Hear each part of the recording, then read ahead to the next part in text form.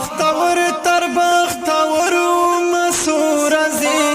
کلیوال د پیغمبر و مسور زی کلیوال د پیغمبر و مسور زی بختور تر بختور و مسور زی کلیوال د پیغمبر و مسور زی کلیوال د پیغمبر و مسور زی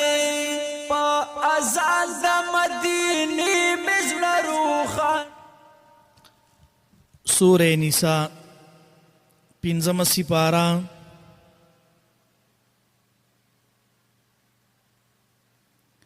آیت نمبر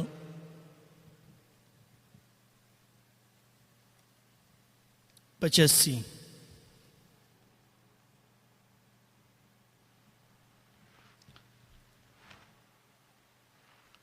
سورہ نساء پنځم سپارہ آیت نمبر 85 اللهم صل على سيدنا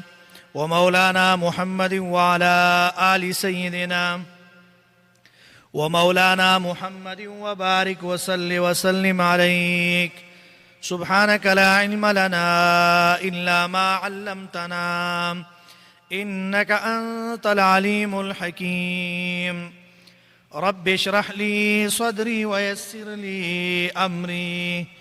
واحلل عقدة من لساني يفقه قولي رب زدني علما أعوذ بالله من الشيطان الرجيم بسم الله الرحمن الرحيم من يشفع شفاعة حسنة يكن له نصيب منها ومن يشفع شفاعة سيئة يكن له كفل منها وكان الله على كل شيء مقيتا وإذا حييتم بتحية فحيوا بأحسن منها أو ردوها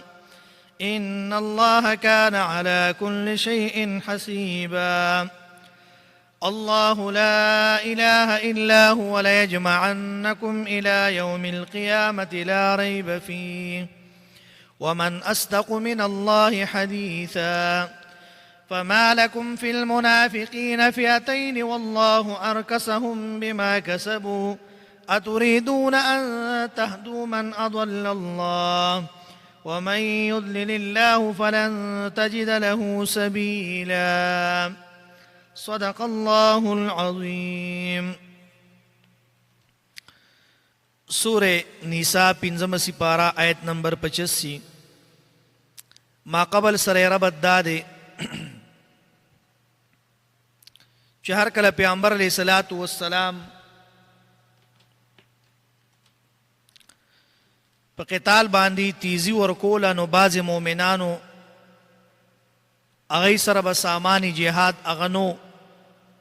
او بل مؤمن به د امداد کولو دپاره سفارش پې کو نو دغه شانتې منافقانو به د یو بل دپاره د جهاد نه د پاتې کېدو سفارش کو نو په دې آیات کې په دواړو قسمونو شفاعتونو باندې حکم هغه ذکر کوي الله فرمایي من یشفع شفاعة حسنة یکن له نصیب منها شفاعت په اصل کې هغه دا د شفع نه چې دی اغستی شوی دی جوړی او ټکی ته ویلی شي په مقابل د وتر کې چې هغه ناتکی ده نو یو تکی ده چې هغه شفاعت هغې ته ویلی شي بل ناتکی ده په مقابل د تکی کې او په عرب کې شفاعت چې دی نو دا وینا کول دي چې یو سړي ته یو منفعت هغه ورسي که هغه دنیوي فایده وي او که هغه اخروي فایده وي یا د یو تکلیف نه هغه کس خلاص شي اگر چې د چا د پاره شفارس کېدی شي نو د شفیع نه اوچته درجه هغه وي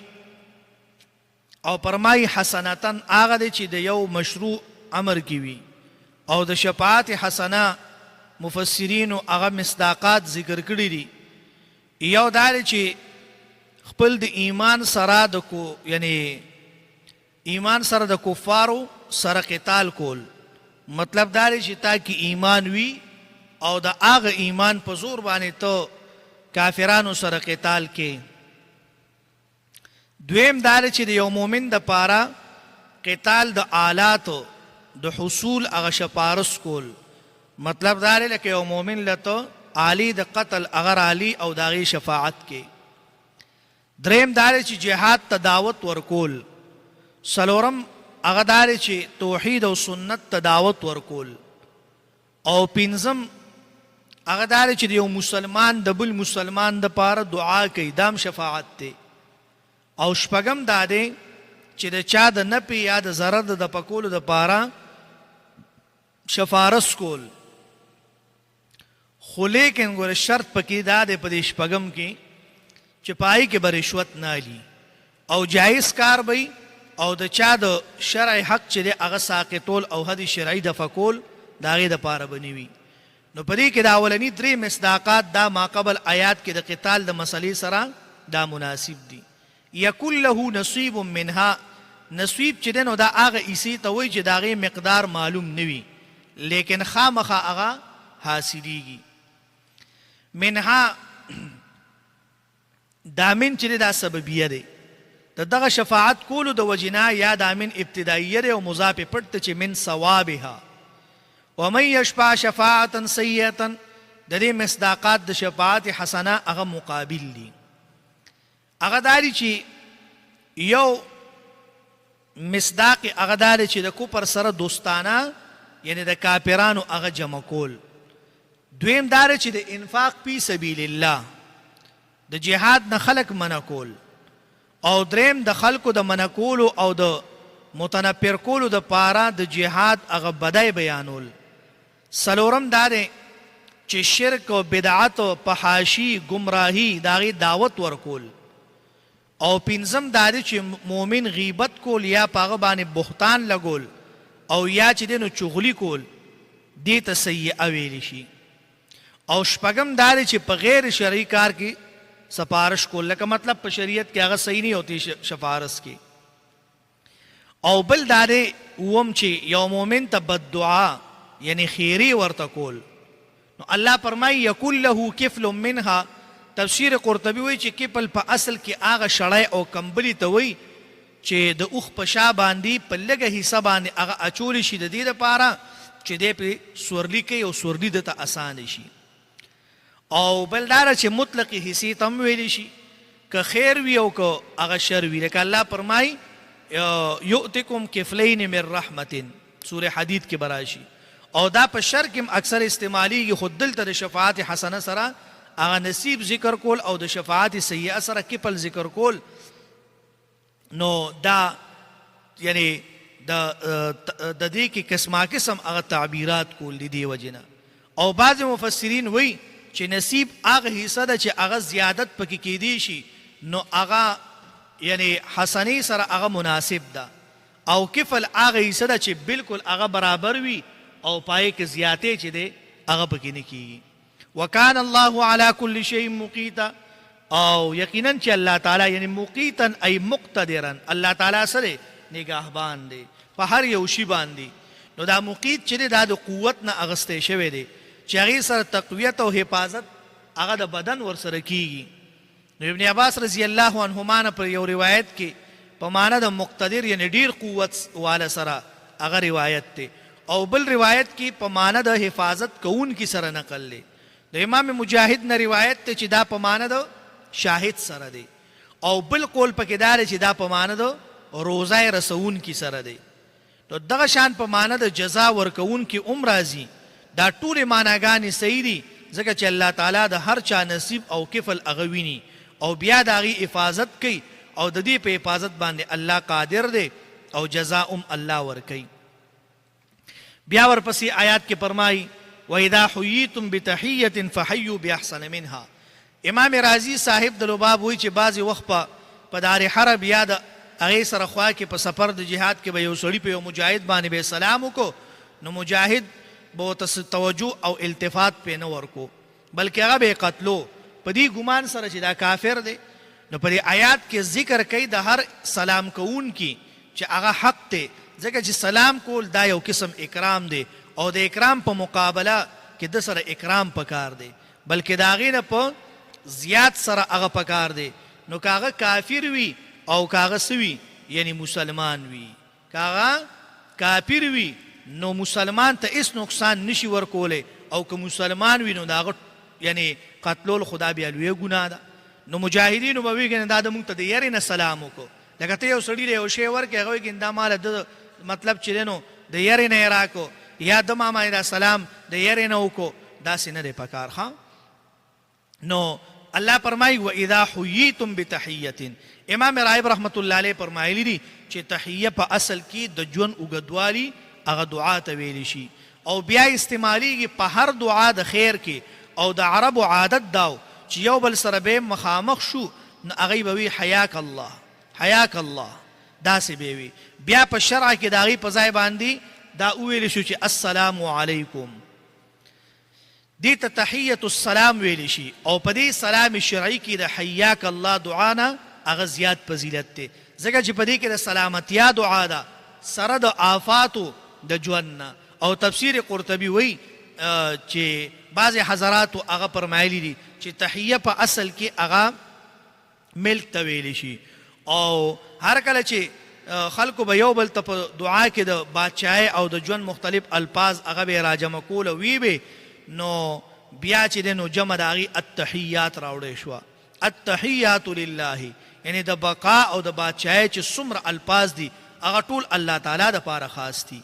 نو بعضې وایي چې سلامتیا د ټولو عیبونو او آفتونو نه خاص الله تعالی دپاره ده.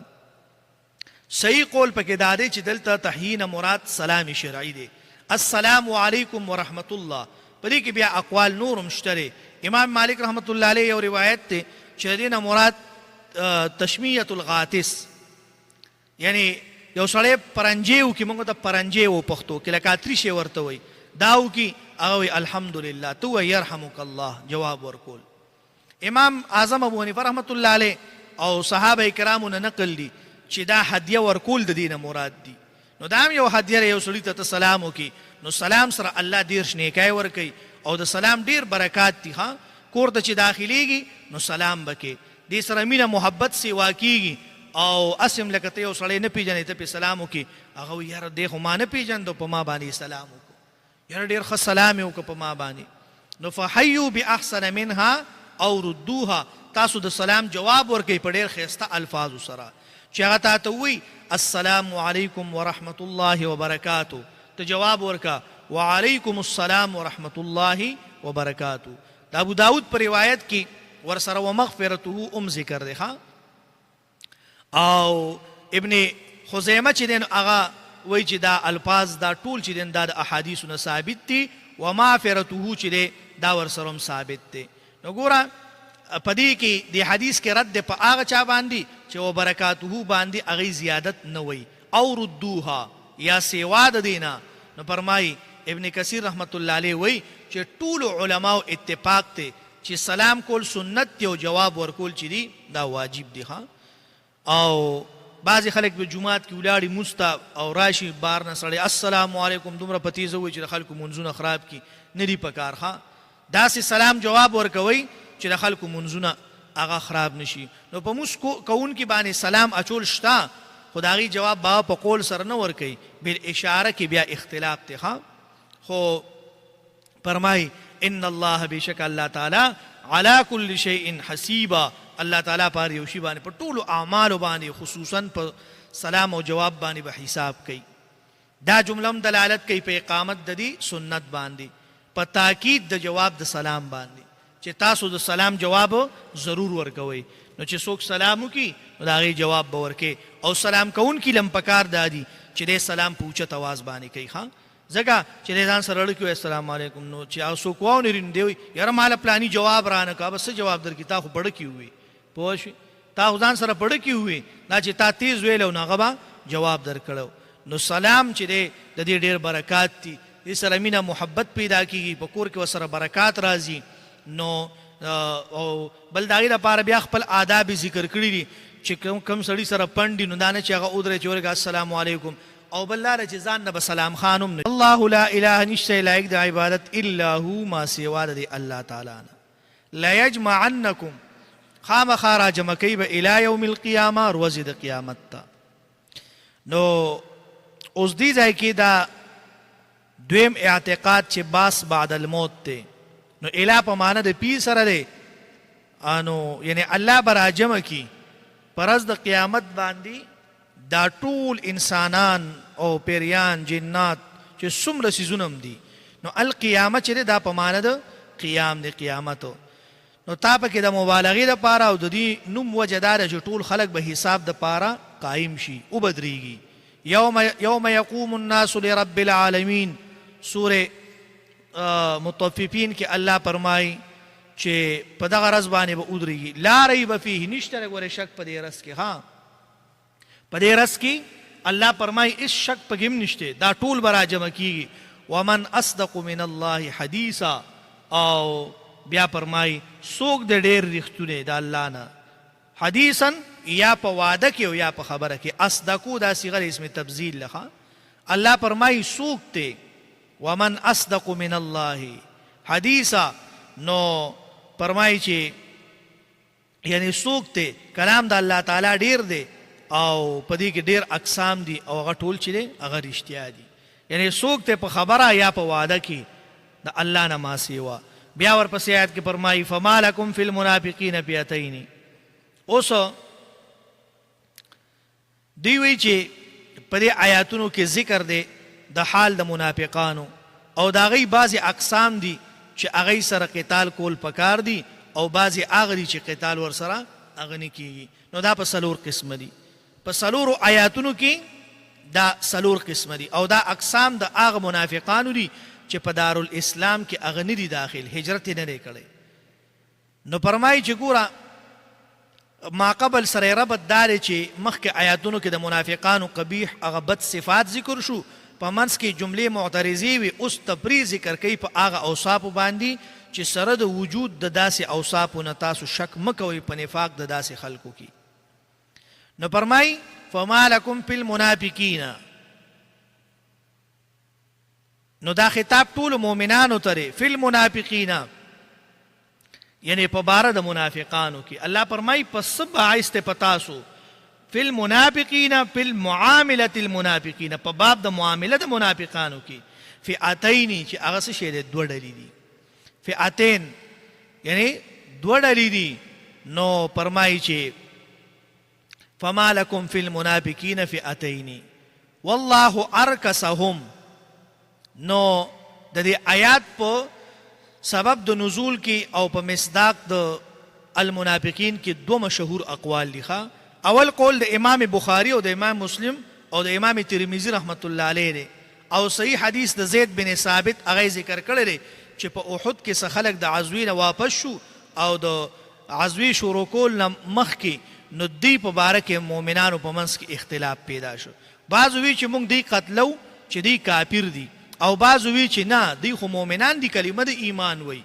یعنی کلمه د ایمان وی. نو دا آیات د هغې په باره کې نازل شو. دویم قول پکې د ابن کثیر رحمت الله علیه دی. هغه ابن عباس رضی الله عنهما او تفسیر قرطبی امام الضحاک هغې نقل کړي دي چې دا یو قوم په مکه مکرمه کې کلمه د ایمان به وی لیکن د مشرکانو په خلاف هغه جنگونو کې ملګرتیا نه کوله. نو په مؤمنانو کې د دې په باره کې اختلاف راغی چې آیا دا کافران دي او که مؤمنان دي. نو الله د آیات نازل کړه. فرمای فما لکم فی المنافقین فئتین والله ارکسهم بما کسبوا. والله ارکسهم، رکس چې دا په اصل کې رد کول د سیز دی یا الټا کول دی په سر باندې. نو د دې په مراد کې بیا ډېر اقوال نقل دي. امام الضحاک او ابن عباس رضی الله عنهما د هغې په نیز باندې معنی د رد ده، یعنی دی یې کفر ته واپس کړي دي. والله الله تعالی ارکسهم دی کفر ته واپس کړي دي. دویمه معنی هغه دا ده چې الله تعالی پړمخې ګرځولي دي په څه کې؟ په اور د جهنم کې. دریم قول پکې د امام سودي دی، د هغه په نیز باندې دا دي چې الله تعالی دی ګمراه کړي دي. ابن عباس رضی الله عنهما بل روایت دا دی چې الله تعالی دی بند کړي دي په څه کې؟ په جهنم کې. امام بخاری رحمت الله علیه په نیز باندې والله ارکسهم هغه وی دی یعنی ګډوډ کړي دي الله تعالی. امام قتاده وایي چې نه دی هلاک کړي دي الله تعالی. دا ټول تعبیرات په اصل کې دی ټول مقصد چې دی انو هغه یو دی بما کسبو هغه چې دی کړي دي. د دینه مراد د منافقت اعمال دي هغه افعال قبیحه چې مخکې آیاتونو کې هغه ذکر شوي او د جهاد د احد نه هغه اعراض کول د مؤمنانو په مقابله کې کافرانو سره ښکاره ملګرتیا کول او هجرت نه کول دا ټولې خبرې. اتریدون ان تهدوا من اضل الله الله فرمایي آیا تاسو دا اراده لرئ چې دوی ته به هدایت ملاو شي هغه څوک چې هغه ګمراه شوي دي؟ نو اتریدون یعنی هغه فریق د مؤمنانو چې دغه منافقانو ته هغه مؤمنان وي نو د دوی دغه قول هغه خطا دی. الله فرمایي ځکه چې اتریدون ذکر د ارادې د زیات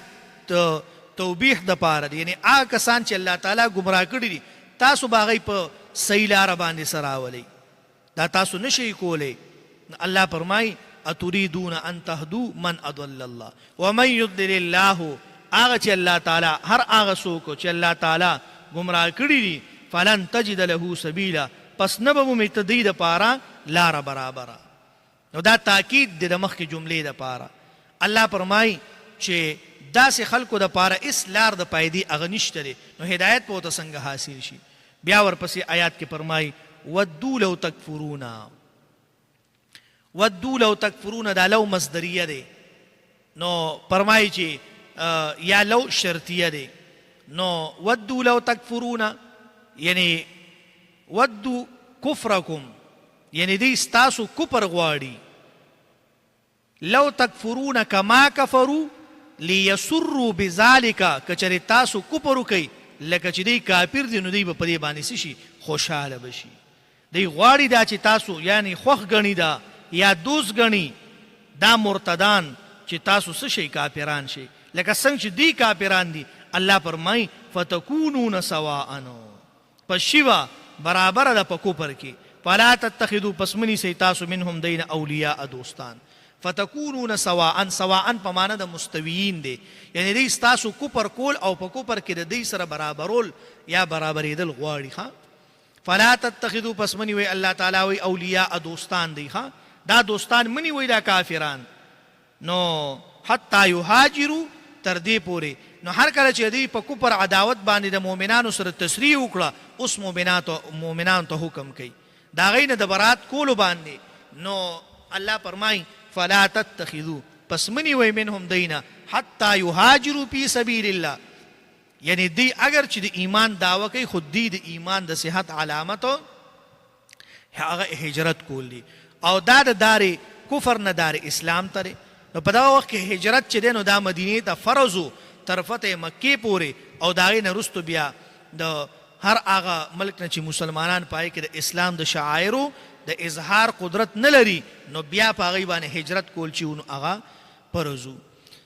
او داسې ملک او وطن چې هلته خپلې دیني لارې چارې او دعوت په ازادۍ سره کولی شي نو داسې حکم په سورې انفال کې بیا راځي هلته به یې ذکر کوي.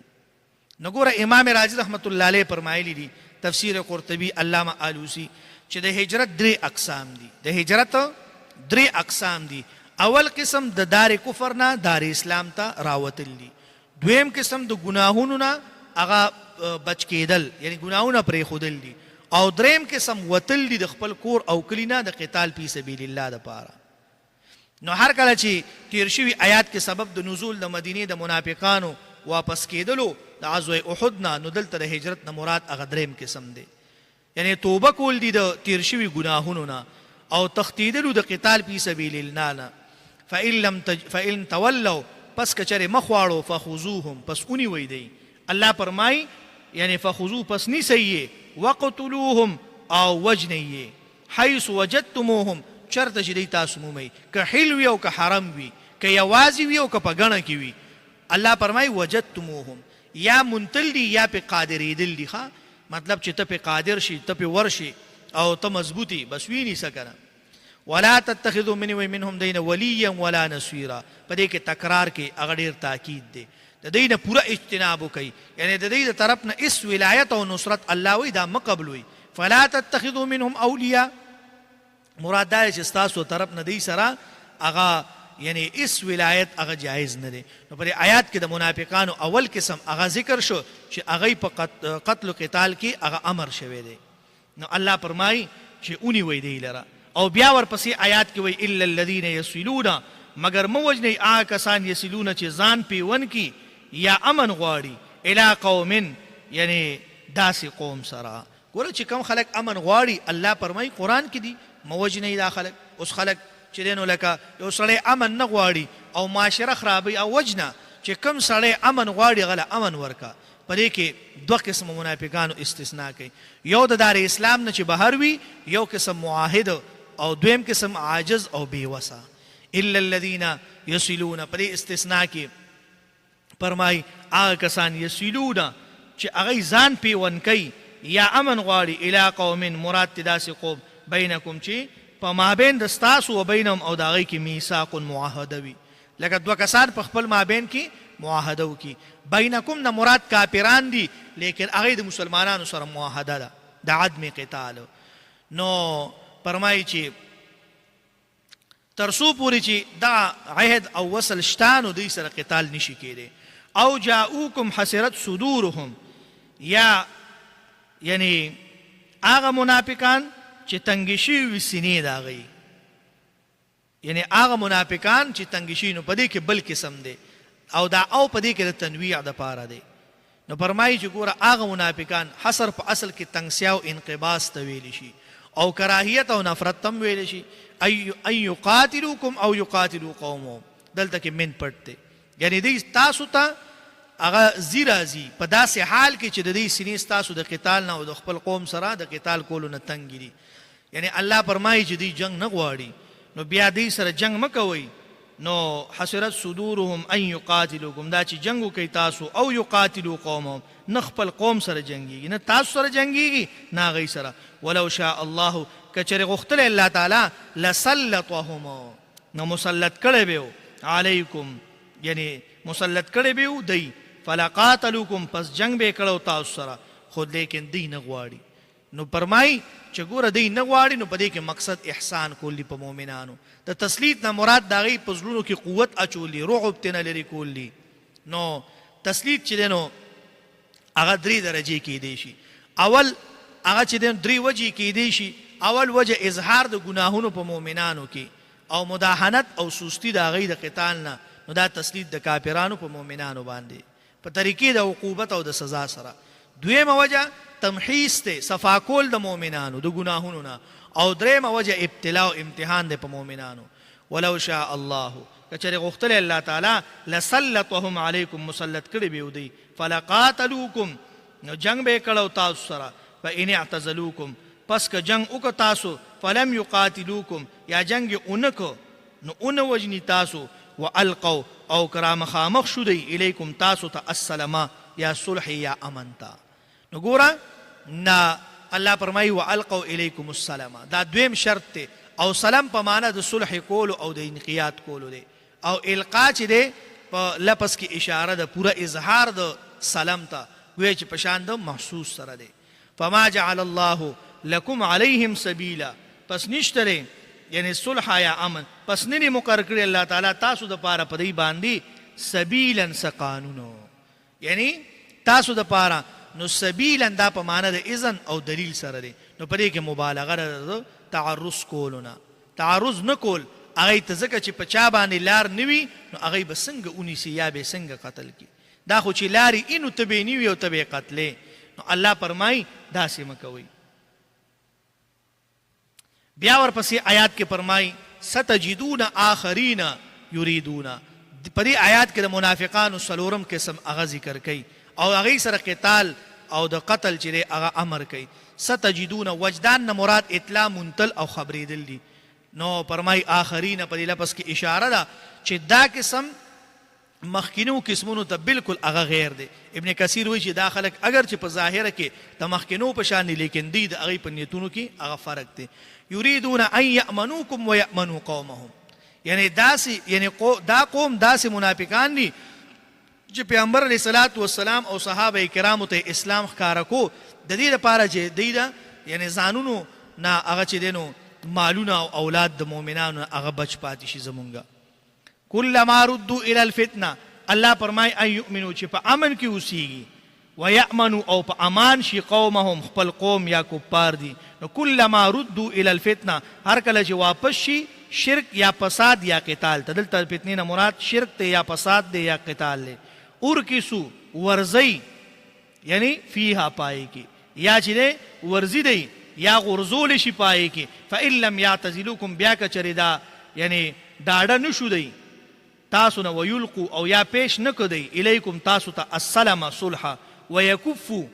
نو یا بن نکړل دی ایدیهم لاسونه خپل د جنگ نه مطلب دا چې تاسو سره راځي مخامخ او جنگ در سرم کوي او خپل لاسونه دار جنگ نه لري کوي الله فرمای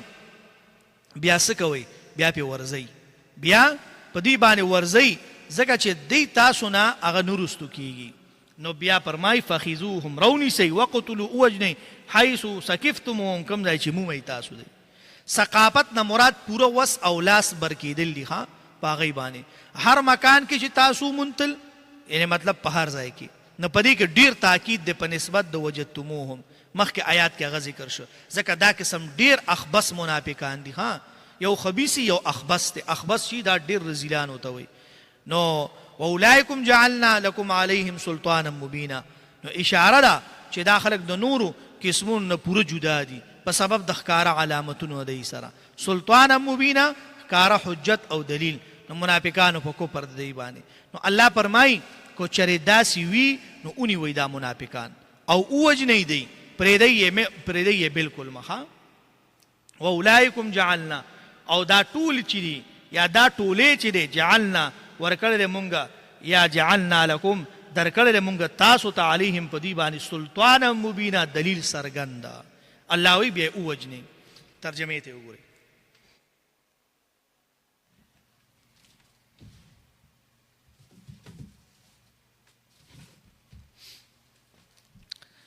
اللہ فرمائی من یشفع چاچی یعنی اکی شفارس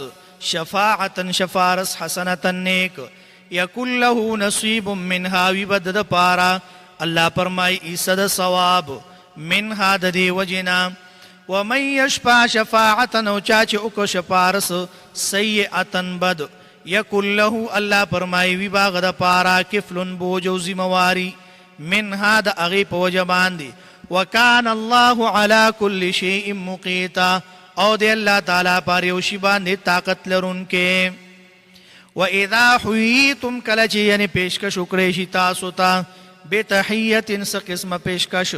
فحیون تاسو یعنی مخی والیو کئی بی احسن منها یعنی پڑی رخی طریقی سراداغینا او ردوها یا کم از کم واپس کئی یعنی پداشان جواب ورکی ان اللہ بیشک اللہ تعالیٰ کان دے علا کل شیء حسیبا اللہ پاریوشی باندی یعنی حساب کو ان کے دے اللہ لا الہ اللہ فرمائی یعنی اللہ دا سی ذات تے لا الہ نشتر لائق دا عبادت اللہ سوا دی اللہ تعالیٰ نا یا اللہ اللہ تعالیٰ دا سی ذات تے لا الہ نشتر بل حجت روا لا الہ نشتر بل مشکل کوشا اللہ فرمائی وَإِلَاهُكُمْ إِلَاهٌ وَاحِدٌ لَا إِلَاهَ إِلَّا هُوَ الرَّحْمَنُ الرَّحِيمُ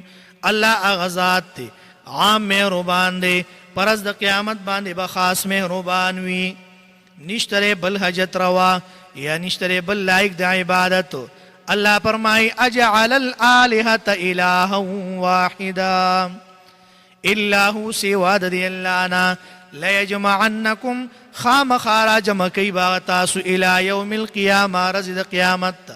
لا ریب فیہی نشتر اشک پائے گی ومن اصدق من اللہ حدیثا او سوک دے زیاد رشتون دا اللہ نا حدیثا پا خبروں کی فما لکم فی المنافقین پسوشو پتاسو باندے اے منافقانو یا فما لکم پسوشو پتاسو باندے فی المنافقین چشوی تاسو پا بارد منافقانو کی فئتین دوڑلی اے مومنانو واللہ اللہ تعالی ارکسهم واپس کری دی کفر تا بما کسبو پا سبب دا عملونو بانی چی دی کری دی یا کری دی دی غیلرا اتوریدونا ایتاسو غاڑی ان تهتدوا چې لار وښیي من آجات اضل الله چې بېلارې کړي دي الله تعالی ومن يضلل الله او څوک چې بېلارې کړي الله فلن تجد له سبیلا نو هېڅکله نشي موندی هغه دپاره ته څه هدایت یا لار ودوا لو تکفرون او غواړي دی چې کفر وکړئ تاسو کما لکه څنګه کفرو چې کفر کړی دی فتکونون نو شئ به تاسو ټول سواء برابر په کفر کې فلا تتخذوا پس منیسئ تاسو منهم دینا اولیاء دوستان حتی یهاجروا فی سبیل الله تر دې پورې چې هجرت وکړي دی په لاره د الله کې فإن تولوا پس که چرې مخ واړو دی فخذوهم پس ونیوئ دی لره وقتلوهم الله وی اوجنی دی حیث وجدتموهم چرته چې مومئ تاسو دوی دا کافران او منافقان ولا تتخذوا او منیوئ منهم د دینا ولیا هېڅوک دوست ولا نصیرا نو نه څوک مددګار الا الذین سوا دا کسانو نه یصلون چې یو ځای کېږي الی قوم داسې یو قوم سره بینهم و بینکم و بینهم چې ستاسو د هغوی په منځ کې میثاق لوز دی معاهده ده او جاؤکم یا راشي تاسو ته حسرت نو تنګې شوي وي صدورهم سینې د دی ان یقاتلوکم د دې نه چې یعنې جنګ وکئ تاسو دوی سره او یقاتلو یا جنګ وکړي قومهم د خپل قوم سره ولو شاء الله که چرې غوښتلی الله تعالی لسلطهم نو خامخا یعنې زوره ورکړی به یې وی دی علیکم پتاسو باندې فلقاتلوکم نو خامخا لګېدلي به دوی تاسو سره یعنی جنګېدلي به تاسو سره فإن اعتزلوکم پس که چرې پرېږدي دی تاسو فلم یقاتلوکم نو جنگ به ونه کوي تاسو دوی سره یا جنگ به ونه کړي تاسو سره والقوا او راپیش به کړي الیکم تاسو ته السلام یعنی پیغام د صلح یو د روغې فما جعل الله نو پس نه دی ګرځولی الله تعالی لکم تاسو د پاره علیهم په دوی باندې سبیلا سلاره د قتال ستجدون آخرین او زرد چې بیا به مومئ تاسو آخرین سنور خلق یریدون چې غواړي به ان یأمنوکم چې امن باندې بشي یعنې ستاسو نه ویأمنو او په امن بشي قومهم د قوم خپلنا کلما ارادو هر کله چې راوګرځول شي الی الفتنې فتنې ته ارکسو نو نسکور پریوزي فیها پای کې فإن لم یعتزلوکم نو که چرې ډډه ونه کړي دی تاسو نه ویلقو او دارنګې پیش نه کړي الیکم تاسو ته السلام روغه یا صلح یا پیغام د روغې ویکفو ایدیهم او بند نه کړل لاسونه خپل فخذوهم پس ونیوئ الله فرمایي وقتلوهم اوجنی حیث ثقفتموهم چرته چې بیا مومئ تاسو دوی دپاره واولئکم جعلنا لکم علیهم او دا هغه کسان دي چې ګرځولی دی مونږ تاسو له علیهم په دوی باندې سلطانا دلیل یعنی مبینا الله فرمایي ښکارا صدق الله العظیم آمین الحمد لله رب العالمین والعاقبة للمتقین والصلاة والسلام على رسوله محمد وآله واصحابه اجمعین یا الله زموږ د ټولو ګناهونه معاف کړي الله چې کوم صغیره کبیره ګناهونه دي الله په ټولو باندې عفو کلم راکاږي الله پیغمبر علیه الصلاة والسلام چې کومې د خیر دعاګانې کړي الله د هغې نه موږ ته خیر راکړي الله چې د کوم شرور آفتونو مصیبتونو نه یې پناه غوښتې ده الله د هغې نه موږ ته پناه راکړي الله زموږ د ټولو په حال باندې رحم وکړي الله زموږ ټول نه ته راضي شي الله زموږ نه داسې راضي شي چې الله چرم زموږ نه ناراضه مه شي الله زموږ د ټولو چې څومره بیماران دي که په کورونو کې دي هسپتالونو کې دي ماشومان نارینه زنانه بوډاګان چې څومره دي الله ټولو ته شفای کامله عاجله نصیبه کړي الله چې چا موږ ته دعاګانو دپاره ویلي دي الله د هغه ټولو چې څه قسم مشکلات دي مشکلات حل کړي پریشانۍ ختمې کړي مصیبتونه تکلیفونه ترې نه لرې کړي نن راته یو ملګري ویلي صحابه کې وی دعا راته ضرور وکړئ وی مالي حالات مې هم ښه نه دی او نور هم وی پریشانۍ راته ډېرې دعا ورته وکړئ چې الله جل شانه د هغه چې څومره پریشانۍ مصیبتونه تکلیفونه دي الله دې پرې د مال فراخي راولي چاته هم چې څه قسم مشکلات دي بله یو خورکی هغې ته هم دعا وکړئ چې الله جل شانه هغې سره هم د خیر معاملات وکړي څه قسم د هغې جایز مقاصد دي نو الله جل شانه دې هغې له ورکړي او نور چې چا راته دعاګانو دپاره ویلي دي ټول زما په ذهن کې دي الله زما په ذهن باندې عالم دی الله دا ټول چې کوم زما په ذهن کې او الله ماته ویلي دي الله دا ټول ضرورت برابر کې مشکلات حل کې پریشانای ختم کې الله کړه چا کورونه نه الله ته کورونه ورکې الله کړه چا کورونه شته پای کې مینا محبت نشته اتفاق اتحاد نشته الله پای کې مینا محبت پیدا کې الله اتفاق اتحاد پکې پیدا کې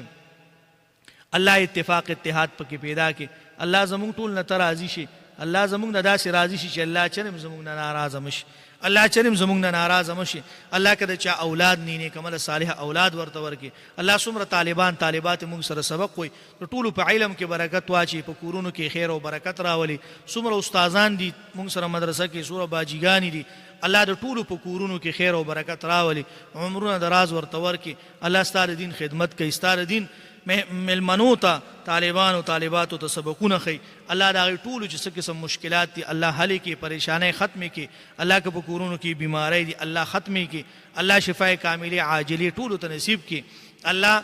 موږ نه تر مرګ پورې الله د دین د خدمت د پاره مون قبول او منظور کی الله د قران کریم دا درس په خپل دربار کې قبول منظور کی دغه چې څومره مون سره نارینا زنانا ماشومان بوډاګان څومره پلارو کوسو کې په دکانونو کې سوره ملګری اوري الله دا ټول چې څه قسم مشکلات دي الله مشکلات حل کې ټول ته دنیا آخرت خیر ورکی وصلی الله تعالی علی خیر خلقی محمد و آله و اصحابہ اجمعین فیضار کا خوب پیغمبر یا خادم دا فیضار کا